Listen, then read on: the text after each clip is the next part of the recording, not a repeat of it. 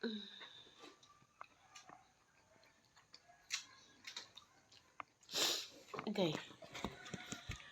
Magandang umaga guys.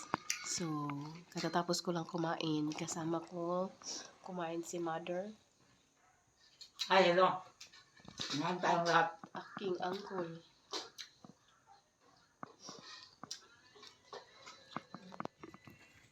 So, tapos na akong kumain guys. Meron pa rin akong ubo at sipon. So, nagagalit na sa akin si Mother. Sabi ni Mother, Manambal. Excuse me po. Pasintabi po. Sa mga kumakain. Ako malakas kung kumain ng kanin. Ang iba, hindi kakain. Ako kakain ko. So, tapos na silang kumain. Kakain kayo upang may pagkain. Kapag wala na, huwag na. So, ang dilim-dilim naman dito sa aming hapagkainan. So, ang ulam pala namin ay ano ba? Saglit. Kasi parang tutulo yata ang aking ilong. Tutulo na aking ilong guys. Char. Tutulo na ang aking sipon.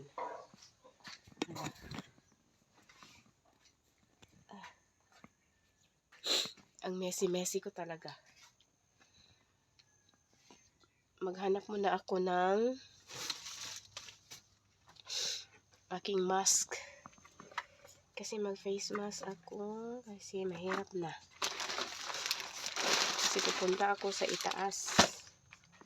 Titingnan ko kung ano na ang nangyari doon. Kung ano na ang update sa renovation sa bahay ni Mother Dear. Ang kalat-kalat pa talaga dito sa loob ng aming kwarto guys. Oh. Kasi yung mga gamit doon sa aming sala, pinasok dito sa kwarto.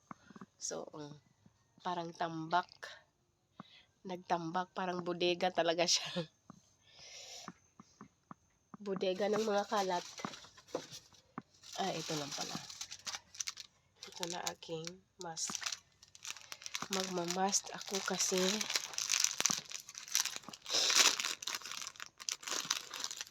magwawalis ako doon.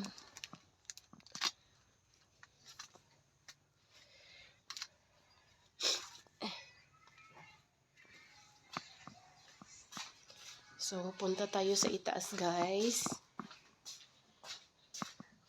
Ang dilim-dilim talaga ng aming hapagkainan. So, akyat tayo. So, nakakita na doon ang aming kusina. Katiwangwang pa rin ang mga pinggan and everything. Char. Makalat talaga kami dito sa bahay. Ganun ang aming mga ugali. Hindi marunong maglinis. Charot. So, ito na pala ang update sa palapag.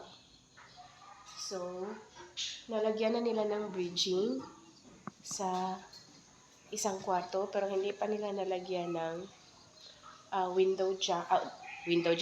door jamb sa isang kwarto. Pangalawang kwarto, hindi pa rin nila nalagyan ng door jamb. So, naglagay na sila ng bridging dyan. So, papasok si Mother D. Dahan-dahan lang, Mother. 10. 10. Thank you na. Salamat sa balay namin. Natatapos ko Excuse me. Ito, wala pa yung doorknob. Wala pa. Wala pang doorknob ito. Open ko na lang para papasok ang hangin. Kasi mainit na.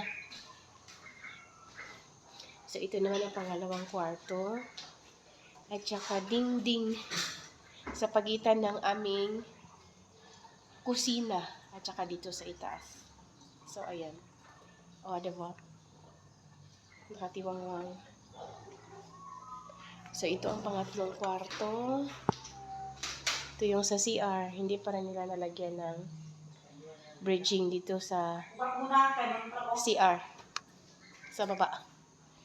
Kasi makikita doon ang aming CR. Pagdungaw mo doon, nilagyan ko na lang ng plyboard. Pinalagyan ko ng plyboard para at least pag nagtrabaho sila dito, makagamit pa rin kami ng CR doon. Ano At least hindi nila kami makikita kung anong ginagawa namin doon sa CR daw. Ha? Hindi ka? Oo, magsilhig. Magsilig ako. Oh, pero maggamit ka mas. Mas. Ito may kwarto. Ay, nagkuha mo kong isa. Putol nung gina. Mm-mm. Bago na? Bago, wala pa nang gamit. May dumating. Minsan na. Hindi kapitbahay. Mas indoor? Wala. So, ito guys, oh. Ha? Wala sila de? Maritis muna kami ni mother. Ano? Wala sila de gabi? Gisiradan man, pero... Ikaw gabre? Ako.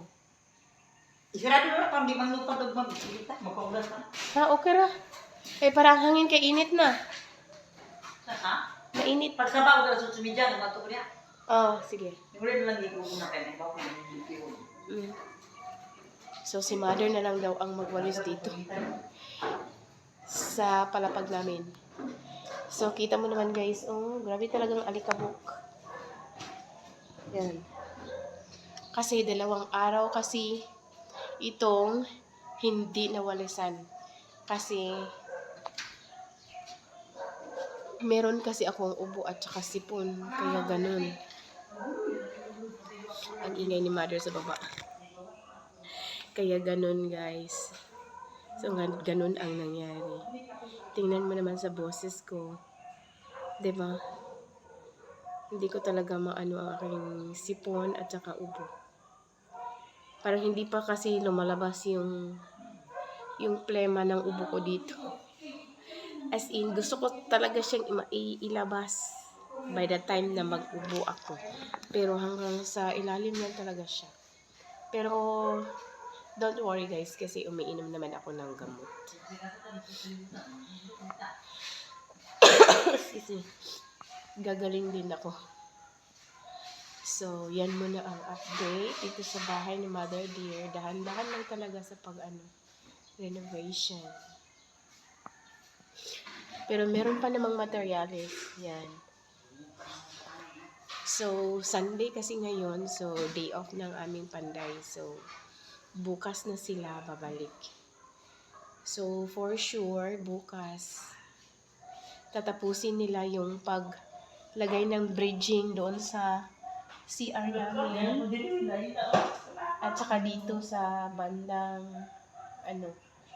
kusina, boundary, at saka dito sa mga kwarto malapit sa paggawa ng door jamb. Kasi hindi pa rin kasi kami nakabili ng flash door at saka door jamb. Ganun. So, kaya hindi pa nila siguro nilagyan ng bridging para sa pintuan, ganun. Hindi ko rin kasi alam kung ano ang mga terminologies ng mga construct materials, ganun. Parang ganun. So, ganun lang. Kung ano lang yung nakikita ko, yun lang ang may explain ko. Diba? Tumatawa ako kahit wala namang katatawanan, charot. So, ang ingay-ingay na naman ni mother dun sa baba. Grabe talaga, Ang itim-itim talaga, guys. Yang itim na yan is mga alikabok yan sa pagkating ng mga bakal.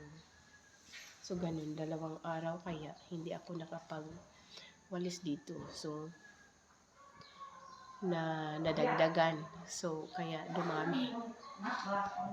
Diba? Ganun.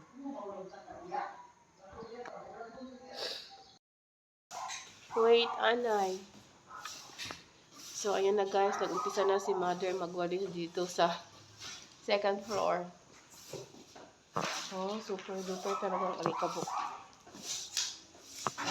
So, nagmas talaga ako para hindi ako masyadong makalanghap ng alikabok. At saka si mother din, nagmas din siya.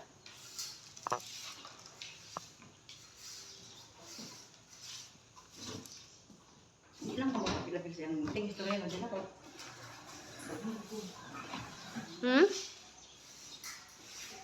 Meeting? Amapin ko niya.